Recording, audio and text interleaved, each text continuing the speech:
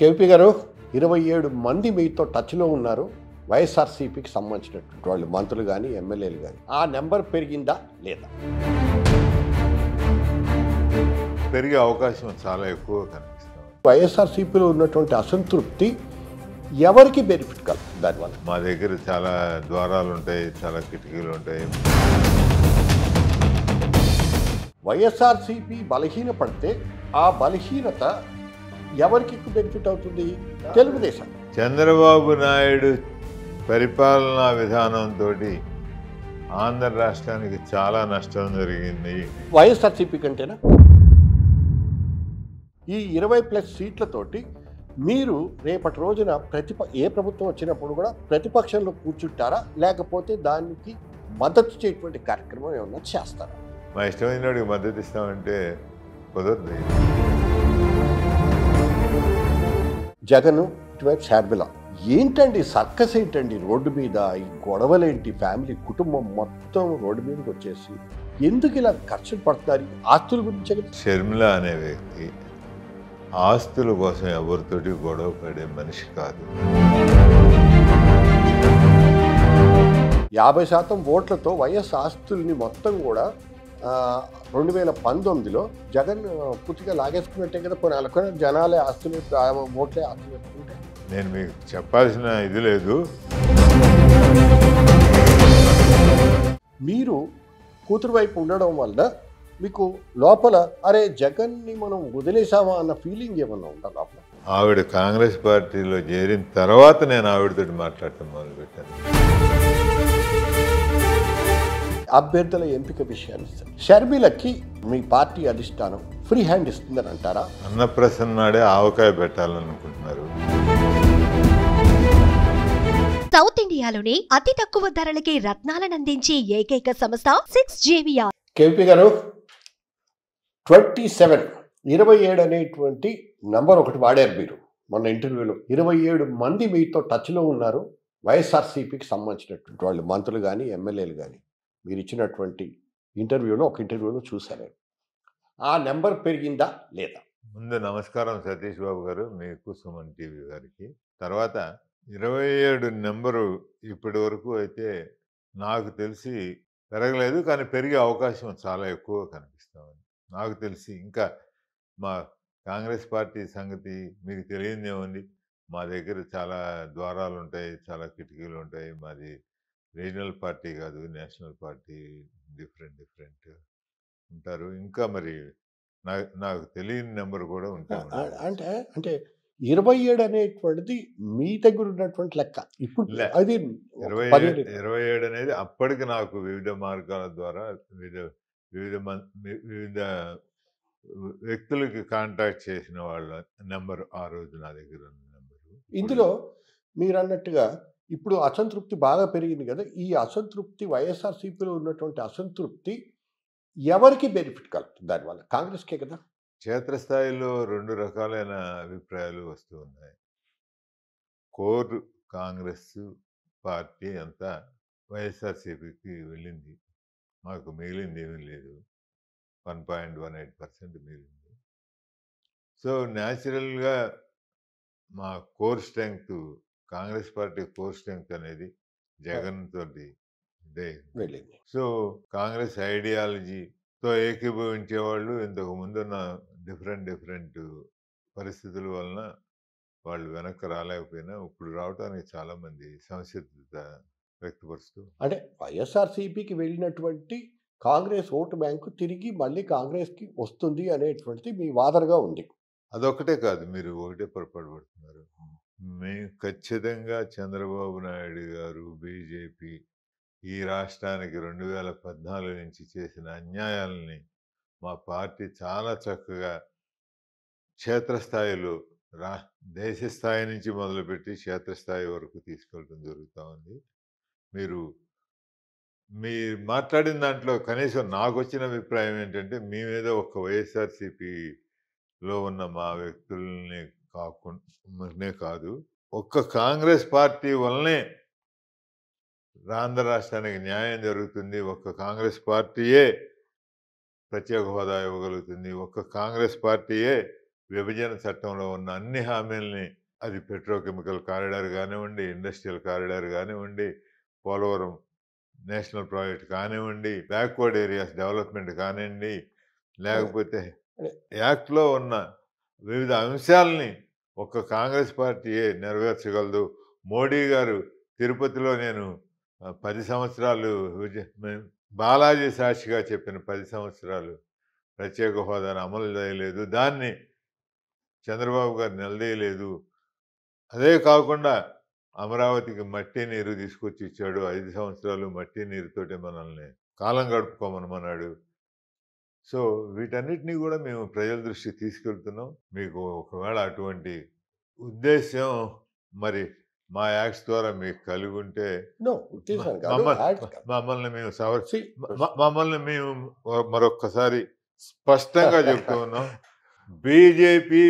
BJP తొత్తుల్ని ఇద్దరిని కూడా ఈ రెండు పార్టీలు, ఒక ఆయన అక్కడ ఆశ్రయించి కూర్చొని ఉన్నాడు, ఇంకొక ఆయన లాగేసి అక్కడ కూర్చోవాలనుకుంటున్నాడు. వీళ్ళ ముగ్గురు వల్ల రాష్ట్రానికి ఎంత అన్యాయం జరిగిందో 2014 నుంచి మీరు చూస్తూనే ఉన్నారు. 10 ఏళ్లలో రాష్ట్రానికి జరిగిన అన్యాయం అనేది ఏంటంటే, షర్మిలని మీరు తీసుకురావడం వల్ల, కాంగ్రెస్లోకి షర్మిల గారు రావడం వల్ల కాంగ్రెస్ చాలా బలపడింది. అంటే రేజింగ్ ఫ్రమ్ ది యాషెస్ అంటాం కదా, అటువంటి పరిస్థితిలో నుంచి కాంగ్రెస్ కొద్దిగా కోలుకుంటున్నటువంటి ఇది కనబడుతుంది. సో దీనివల్ల కాంగ్రెస్ కోలుకోవడం వల్ల అటు తెలుగుదేశానికి బలం పుంజుకుంటుంది, తెలుగుదేశానికి ఇండైరెక్ట్గా మీరు మేలు చేకూర్చిన వాళ్ళు అవుతారు కదా అనేటువంటి ఒక ఆర్గ్యుమెంట్ ఉంది. మీరు ఎలా? అదేనండి, క్షేత్రస్థాయిలో 2 విధాలుగానే ఉంది. మా ఉద్దేశ్యం హైకమాండ్ కానీ, షర్మిల గారు కానీ, కాంగ్రెస్ కార్యకర్త కానీ ఉద్దేశం మేమేదో 2024లో అద్భుతాలు సృష్టించేసి ఏదో ఇచ్చేయాలనేది కాదు. కాంగ్రెస్ పార్టీ పునర్వైభవానికి మేము చేయగలిగినంత చేయాలి. ఒక రోడ్ మ్యాప్. ఆ రోడ్ మ్యాప్లో డెఫినెట్గా మా ప్రథమమైన మా రాజకీయ ప్రత్యర్థి అనండి, రాజకీయ శత్రువు అనేది కరెక్ట్ మాట కాదేమో, బీజేపీ యొక్క విధానాలని సమర్థించే ఈ 2 రీజనల్ పార్టీలు.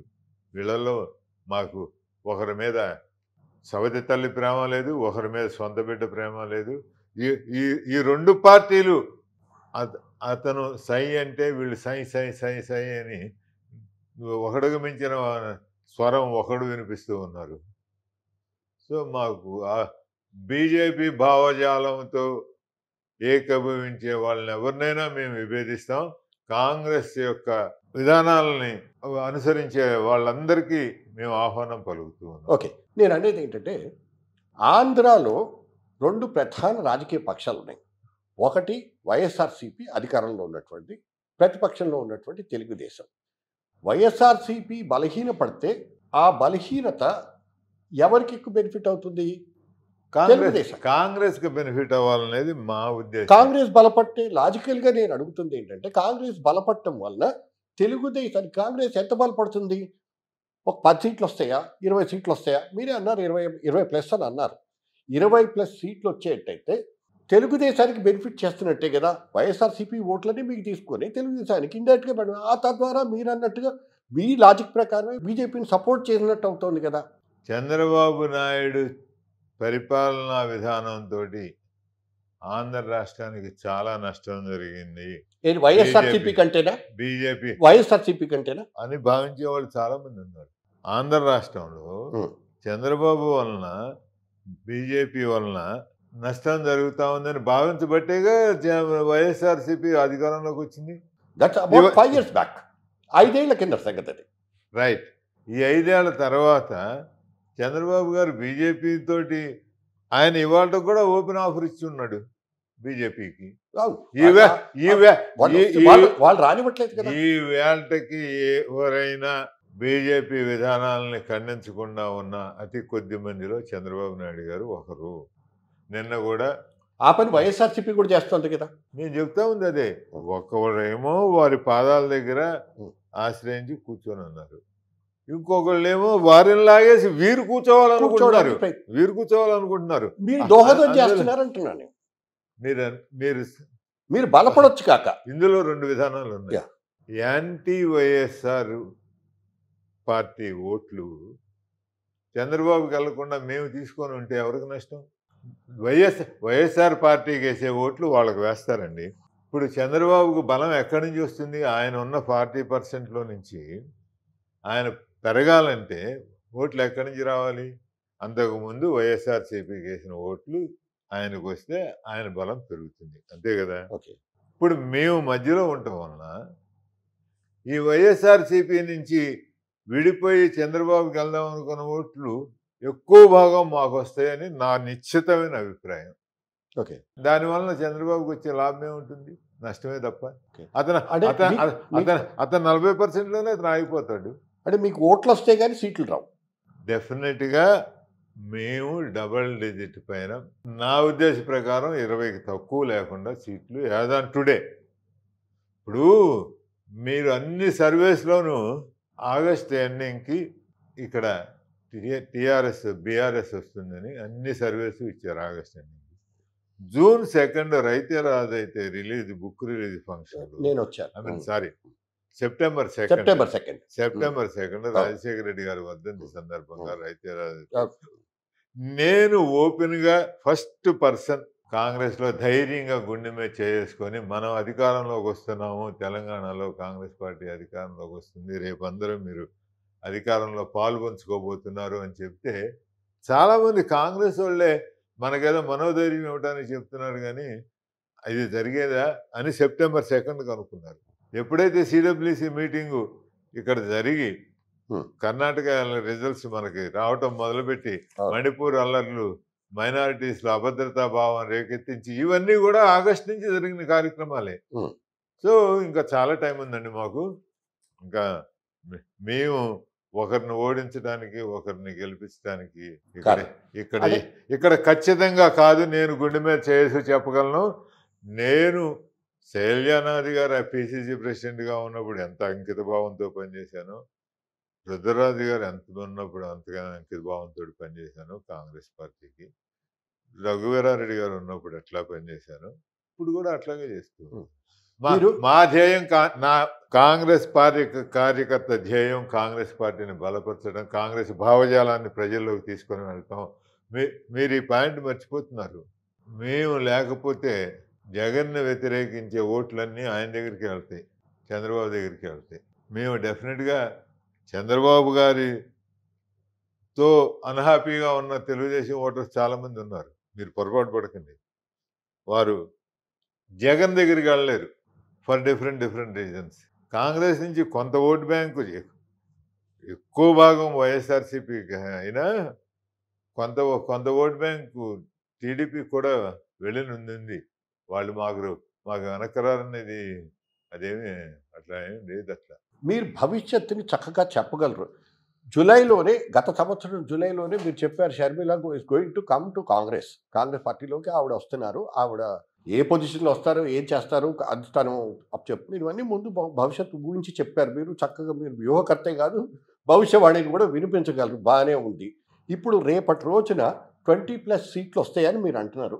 ఒకవేళ 20+ సీట్లు అంతకంటే ఎక్కువ వచ్చినాయి, wish all the best. But నేను అడిగేది ఏంటంటే, ఈ 20+ సీట్లతోటి మీరు రేపటి రోజున ఏ ప్రభుత్వం వచ్చినప్పుడు కూడా ప్రతిపక్షంలో కూర్చుంటారా, లేకపోతే దానికి మద్దతు చేయటువంటి కార్యక్రమం ఏమన్నా చేస్తారా? ఇండియాకి కాంగ్రెస్ పార్టీ ఉన్న కూటమికి రేపటి రోజు అది ఇండియా నుంచి వేరే ఇంకో పేరు, అంతకుముందు యూపీఏ అని ఉండేది, ఇప్పుడు ఇండియాగా కాంగ్రెస్ భాగస్వామిగా వచ్చింది. వారికి మద్దతు ఇచ్చే ఎవరికైనా మేము మద్దతు ఇవ్వడానికి సిద్ధపడతాం. మాది నేషనల్ పార్టీ. మేము ఇక్కడ మా ఇష్టం వచ్చినట్టు మద్దతు ఇస్తామంటే కుదరదు. ఎప్పుడు పోస్ట్మెన్ జాబే కదా కాంగ్రెస్. రాష్ట్రాల్లో కాంగ్రెస్ ఎప్పుడు పోస్ట్మెన్ జాబే కదా. అధిష్టానానికి ఉత్తరం రాయటం, లేకపోతే ఒక విన్నపాలు పంపించడం, లేకపోతే ఢిల్లీకి చక్కర్లు కొట్టడం. ఏ పార్టీ స్ట్రక్చర్ అయినా అట్లాగే ఉంటుంది. ఏమండి, బీజేపీలో ఒక పూట మిస్టర్ సంజయ్ ప్రెసిడెంట్ అన్నారు. నేను కాదనంటే బీజేపీనే కాదంటే పార్టీ గురించి ఇంకో పూట దీంట్లో ఈటెల రాజేంద్ర గారు చేరికలకి అధ్యక్షులు అన్నారు. ఇంకో పూట ఇంకో బాధ్యతలు అన్నారు. అన్ని పార్టీలు ఇప్పుడు నేషనల్ సోకాల్డ్ నేషనల్ పార్టీస్ అన్ని కూడా ఇలా చేస్తున్నాయి. Right. I'm coming to regional parties. కనీసం నేషనల్ పార్టీస్లో కొంతమందితో మాట్లాడటం, కన్సల్ట్ చేయడం ఇది ఉంటుంది. వీళ్ళే ఉందండి ఓవర్ నైట్ వాడిని మార్చేసేమంటున్నారు, వీడిని మార్చేసేమంటున్నారు. వాడు ఉన్నాడో తెలియదు పార్టీలో, వాడు పోయాడో తెలియదు, వాడికే తెలియదు, వీళ్ళకి తెలియదు. అది ఏముందండి ఇప్పుడు లోకేష్ గారు నేషనల్ జనరల్ సెక్రటరీ అంటే లోకేష్ గారు నేషనల్ జనరల్ సెక్రటరీ. అట్లాగే విజయసాయి రెడ్డి గారు నేషనల్ జనరల్ సెక్రటరీ అంటే అది మళ్ళీ ఇంకో పూట చూస్తే ఆయన ఏదో ప్రాంతీయ కోఆర్డినేటరు, మళ్ళీ ఇంకో పూట చూస్తేనేమో ఇంకొక ఆయన తిరుపతికి ఇన్ఛార్జి అని ఒక పేరు కనపడుతుంది, ఇంకో పూట ఏమో ఇంకోటి కనపడుతుంది. ఇంకా ఎక్కువ ఆర్బిటరీగా ఉంటాయి. మీరు మాది నేషనల్ పార్టీ కనుక మీరు అనగలుగుతున్నారు. ఇవి అసలు వ్యక్తిగత ఇష్టాల మీద పోతున్నాయి. అసలు ఇది పార్టీవి కాదు, ఇవి ప్రొప్రైటరీ కన్సర్న్స్ కింద మారిపోయినాయి. మీరు టీఆర్ఎస్ చూశారు, అది బీఆర్ఎస్ అన్నాడు, ఇంకొక పూట వచ్చాడు, ఇంకొక ఆయన్ని ఇదన్నాడు. ఏమిటిది ఇవి? అది మరీ ఆర్బిటరీగా ఉన్నాయి. కనీసం అభిప్రాయం స్వీకరణ లేకపోతే ఇంకోటి కూడా లేదు. వాళ్ళకు పొద్దున్నే రాత్రిపూట ఒక ఐడియా వస్తే పొద్దున్నే ఆర్డర్ ఇష్యూ చేసేస్తున్నారు. కనీసం మాకు కన్సల్ట్ చేయటం, ఎవరైతే బాగుంటుంది పిసిసి ప్రెసిడెంట్ అని కనుక్కోవటం, ఇట్లాంటి కార్యక్రమాలన్నా ఉన్నాయి మాకు. ఏంటండి కేవీపీ గారు, రాజశేఖర రెడ్డి గారిని మీ ఆత్మబంధువు అయినటువంటి రాజశేఖర రెడ్డి గారు, మీరు ఆత్మబంధువు, ఆయనకి ఆత్మని అటువంటి రాజశేఖర రెడ్డి గారికి ఎన్నిసార్లు, నేదురుమల్లి జనార్దన్ రెడ్డి విషయంలో, విజయభాస్కర్ రెడ్డి గారి విషయంలో ఎన్నిసార్లు 20 సంవత్సరాల పాటు మాలాంటి వాళ్ళ జర్నలిస్టులు అందరూ సాక్ష్యం. అసెంబ్లీ లాబీల్లో కూర్చుని ఆ షీల్డ్ కవర్ తీయటానికి వాళ్ళు పడినటువంటి ఇదంతా పైనుంచి రుద్దడమే కదా. బీజేపీ అదే పని చేస్తోంది. బీజేపీ కాదండి. What about BRS alias TRS, what about TDP, what about YSRCP? మీరు వాళ్ళని ఎందుకంటారు అంటున్నా, మమ్మల్ని ఎందుకంటే వాళ్ళకి మేము కనీసం ఒక సీల్డ్ కవర్లో ఒక మనిషిని పెట్టినా పంపుతున్నాం, వాళ్ళకి అది కూడా లేదు. వాళ్ళు జస్ట్ మాకు కనీసం మనిషి వచ్చి ఒక సీల్డ్ కవర్ అన్నా ఓపెన్ చేసి హైకమాండ్ అభిప్రాయం, ఇక్కడ అసలు అది కూడా లేదు. వీడికి తెల్లవారేటప్పటికి వాడు ఏ ఉద్యోగంలో ఉన్నాడో వాడికి తెలియదు. అందువల్ల మీరు కరెక్ట్ కాదు. అది పూర్వం మేము ఒక్కడమే పవర్లో ఉండేవాళ్ళం కాబట్టి మా పేరు మీద ఆ విమర్శలు వచ్చాయి. ఇప్పుడు ఇది పవర్ తోటి అందరికీ సంక్రమించింది. ఇది ఎవరు మీరు చెప్పండి. అన్ని పార్టీలు అదే పద్ధతి వైఖరిని అవలంబిస్తారు. మమ్మల్ని ఒక్కళ్ళే ఎందుకంటారు మీరు? ఒక్కళ్ళే అంటలేదు, సాపత్యాలు వచ్చినప్పుడు దాని గురించి చెప్తున్నాను. మీరు బీజేపీ చేసిందంటే కాంగ్రెస్ కూడా చేసింది అదే కదా. పోస్ట్ మ్యాన్ జాబే కదా ఏదైనా కానీ. అధిష్టానానికి ఓ విన్నపం. తప్పు సతీష్ బాబు గారు, మీరు కాంగ్రెస్ అన్నప్పుడు నేను బీజేపీ ఇచ్చాను. వైఎస్ఆర్సీపీ అండ్ కాంగ్రెస్ రెండు పార్టీల పరంగా విభేదాలు ఉండొచ్చు, కొట్లాడుకోవచ్చు.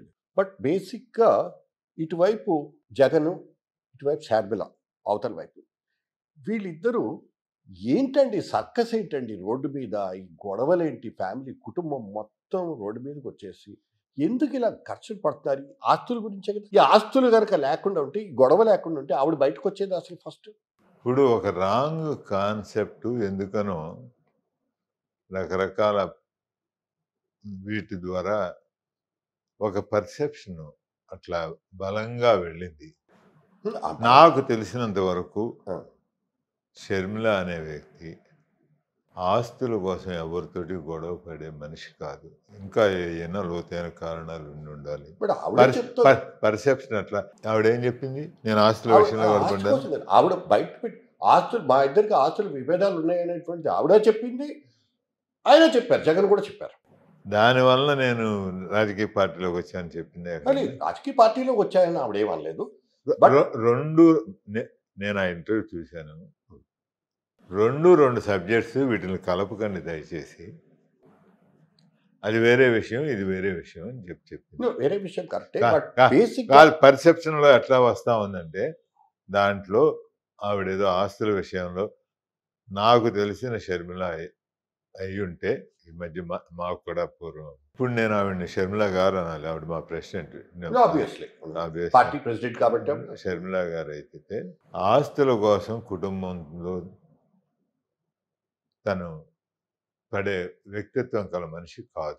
జనం కూడా ఏమనుకుంటారంటే, అసలు వైఎస్కి ఏ ఆస్తులు బేసిక్ ఇవి జనాలు తెలుసుకోవాలనుకుంటున్నారు.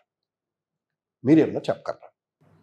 వైఎస్ ఆస్తులు ఆయన ఆత్మీయులు, వైఎస్ ఆస్తులు ఆయన అనుచరులు, వైఎస్ ఆస్తులు ఆయన సహచరులు, మీరు మరీ వైఎస్ philosophical గా మాట్లాడతారా? వైఎస్ ఆస్తులు ఆయన పార్టీ కార్యకర్తలు, వైఎస్ ఆస్తులు కాంగ్రెస్ పార్టీ కార్యక్రమాలు, వైఎస్ ఆస్తులు ఆయన పాదయాత్రలు, వైఎస్ ఆస్తులు ప్రజల గుండెల్లో అభిమానం, అవి వైఎస్ ఆస్తులు. మరి ఆ లెక్కన 50% ఓట్లతో వైఎస్ ఆస్తుల్ని మొత్తం కూడా 2019లో జగన్ పూర్తిగా లాగేసుకున్నట్టే కదా. పోనీ అనుకున్న జనాలే ఆస్తులు, ఓట్లే ఆస్తులు పెట్టుకుంటే.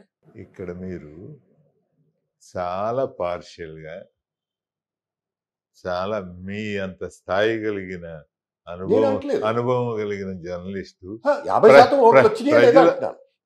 ఆ 50% ఓట్లలో షర్మిల గారి న్యాయమైన వాటా ఎంత, విజయమ్మ గారి న్యాయమైన వాటా ఎంత, కాంగ్రెస్ కార్యకర్తల న్యాయమైన వాటా ఎంత అనే విషయం కూడా మీరు చెప్పాలి కదా. అవును, అది అది ఆయన ఒక్కడిది హోల్ సోల్ అండ్ ఇది ఆయనకి కాదు. మొత్తం అందులో ఒక స్త్రీ అయ్యుండి, కాలు ఫ్రాక్చర్ అయ్యుండి, ఆపరేషన్ చేయించుకొని ఆవిడ చేసిన పాదయాత్ర, ఆవిడ చెప్పిన బై బై బాబు స్లోగను, మీరు ఒక్కసారి మళ్ళీ నేను మీకు చెప్పాల్సిన ఇది లేదు, మళ్ళీ మీరు పునశ్చరణ చేసుకోండి. చాలా సభల్లో, చాలా సందర్భాల్లో జగన్ కంటే షర్మిల చెప్పే మాటల్ని ప్రజలు ఎక్కువ శ్రద్ధగా విన్నారు.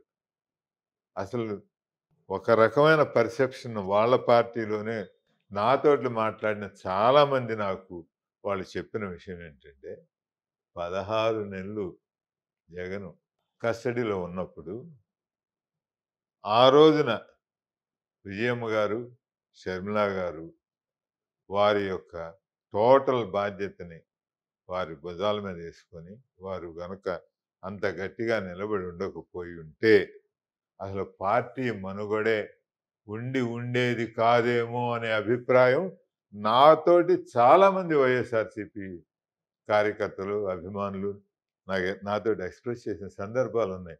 మరి వారికి మీరు ఎందుకు ఎవరు, వారికి డ్యూ షేర్ ఎందుకు ఎవరు? మీరు వారికి లేదా దాంట్లో హక్కు, అధికారం? ఏ వైఎస్ఆర్సీపీ కార్యకర్త కూడా దీన్ని ప్రైవేట్ సంభాషణలో ఎప్పుడూ డినై చేయలేదు.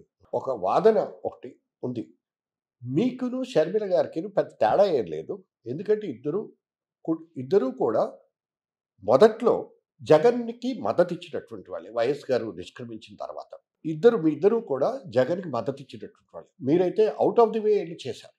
జగన్ ఎలా అయినా సరే ఒక నాయకుడిని చేయాలి, కాంగ్రెస్ పార్టీలో ఉన్నన్ని రోజులు తర్వాత ఆవిడ కూడా ఏంటంటే ఈయన అన్న పార్టీ కోసం తిరిగింది, అన్న పార్టీ ఏర్పాటు తర్వాత ఆవిడ కన్వీనర్గా ఉన్నారు, ఇవన్నీ చేశారు. కానీ ఇద్దరు డిఫర్ అయ్యారు. మీరు కాంగ్రెస్లో ఉండి డిఫర్ అయ్యారు, ఆవిడ వైఎస్ఆర్సీపీలో ఉండి డిఫర్ అయ్యారు, అంతే తేడా.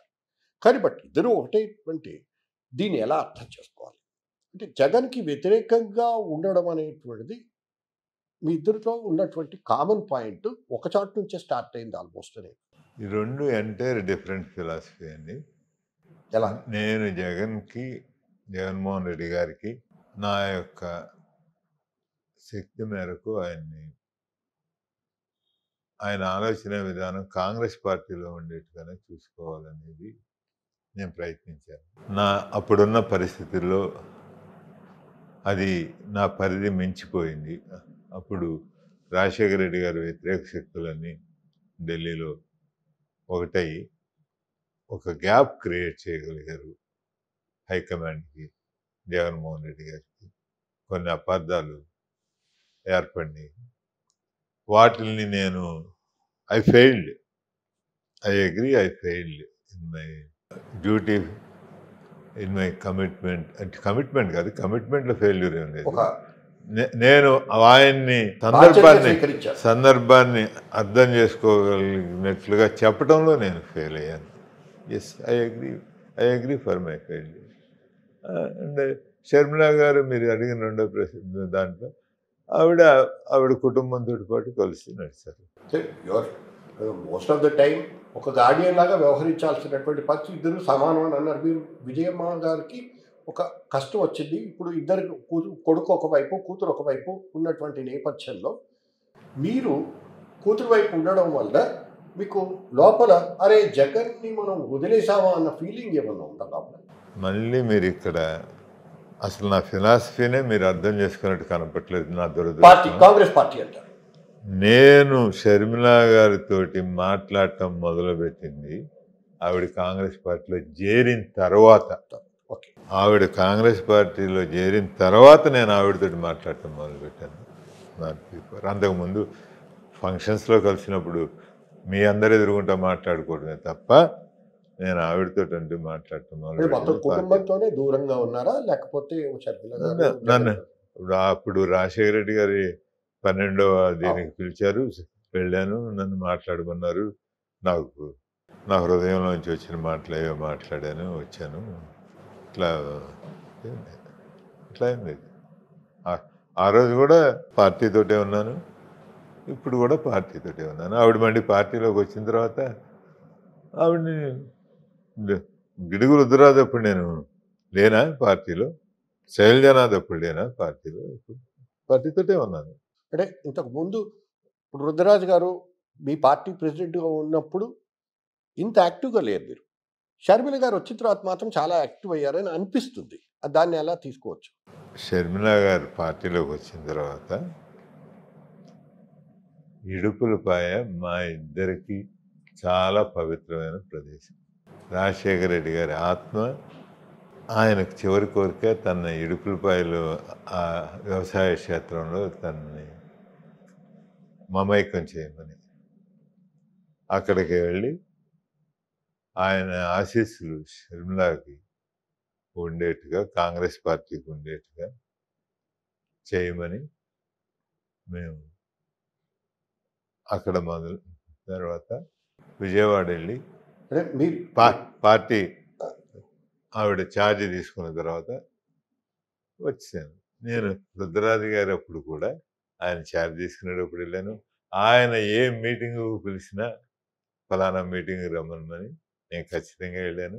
తర్వాత నేను షర్మిల గారి ప్రోగ్రామ్స్లో మొట్టమొదటి ప్రోగ్రాంలో ఉన్నాను, తర్వాత మళ్ళీ చివరి ప్రోగ్రాంలో ఉన్నాను. ఫస్ట్ ప్రోగ్రాంలో ఇచ్చాపురం, అది కూడా మా ఇద్దరికి చాలా ఇష్టమైన ప్లేసు, మీకు కూడా చాలా ఇష్టమైన ప్లేసు. రాజశేఖర రెడ్డి గారి పాదయాత్ర, అక్కడ మహాప్రస్థానం అక్కడ ముగిసిన చోట అక్కడికి వెళ్ళి మేము ఆయనకి నివాళులు అర్పించి ఆయన గుర్తు చేసుకుని, నాట్ దట్ మేము మర్చిపోయామని కాదు, మళ్ళీ అక్కడ వెళ్ళి ఫస్ట్ మీటింగ్ పార్టిసిపేట్ చేశాను. మళ్ళీ లాస్ట్ మీటింగ్ కర్నూలులో పార్టిసిపేట్ చేశాను. మధ్యలో నేను ఎక్కడా లేను ఆవిడతో. అభ్యర్థుల ఎంపిక విషయాన్ని, సెలెక్టింగ్ ఆఫ్ క్యాండిడేట్స్ రేపు పొద్దున కాంగ్రెస్ వైపు షర్మిలకి మీ అధిష్టానం, మీ పార్టీ అధిష్టానం ఫ్రీ హ్యాండ్ ఇస్తుందని అంటారా? అన్నప్రసన్న నాడే ఆవకాయ పెట్టాలనుకుంటున్నారు. ఆవిడ నిన్నే తీసుకుంది ఛార్జీ, అంతా కలిపితే ఫ్యూ డేస్ బ్యాక్ చేసుకుంది. ముందు ఆవిడని క్షేత్రస్థాయిలో పరిశీలించనేది, ముందు ఆవిడని కార్యకర్తలని గుర్తుపట్టడం, కార్యకర్తలు ఆవిడని కలవటం, ఆవిడ అవన్నీ అయిపోయిన తర్వాత మళ్ళీ మనం ఇంకోసారి దాని మీద ఆ స్టేజ్ వచ్చిన తర్వాత మళ్ళీ ఒకసారి మనం చర్చించుకుందాము. అంటే జస్ట్ ఓన్లీ థింగ్ ఏంటంటే ఆవిడ ఎప్పుడు జనరల్గా ఇటు వైఎస్ఆర్సీపీ నుంచి వచ్చినటువంటి వాళ్ళు ఎక్సోడస్ చాలా ఎక్కువ మంది బయటకు వస్తున్నారు అనేటువంటి, వాళ్ళ ఎగ్జిట్ గేట్లు చాలా రష్గా ఉన్నాయి, బయటకు రావడానికి జనాలు తాపత్రయపడుతున్నారు అక్కడ ఉన్నటువంటి వాళ్ళు అనేటువంటి బయట వినిపిస్తున్నటువంటి మాట. అయితే ఈ వచ్చిన వాళ్ళు కాంగ్రెస్లోకి వస్తే వాళ్ళకి ఎక్కువ ప్రాధాన్యత ఇస్తారా, లేకపోతే ముందు నుంచి ఉన్నటువంటి కాంగ్రెస్ వాదులు, కాంగ్రెస్ లాయలిస్టులు, విశ్వసనీయత చూపించినటువంటి వాళ్ళు పార్టీ పట్ల వాళ్ళకి ఎక్కువ ప్రాధాన్యత ఇస్తారా అనేటువంటి ఉత్సుకత జనాలు తెలుసుకోవాలనేటువంటిది నేను మీ ముందు పెడుతున్నాను. మీరు ఏ కామెంట్ చేస్తారా?